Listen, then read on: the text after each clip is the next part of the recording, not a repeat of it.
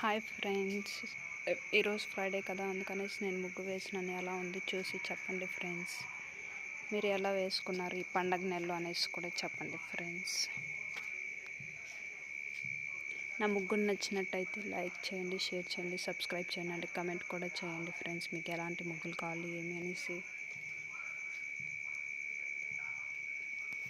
ఎలా ఉంది ఫ్రెండ్స్ నా ముగ్గు? కనపడుతుందా మీకు?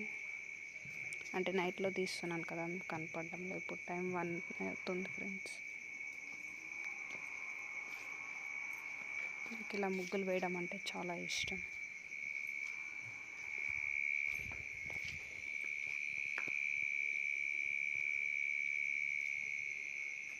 Thank you for watching guys.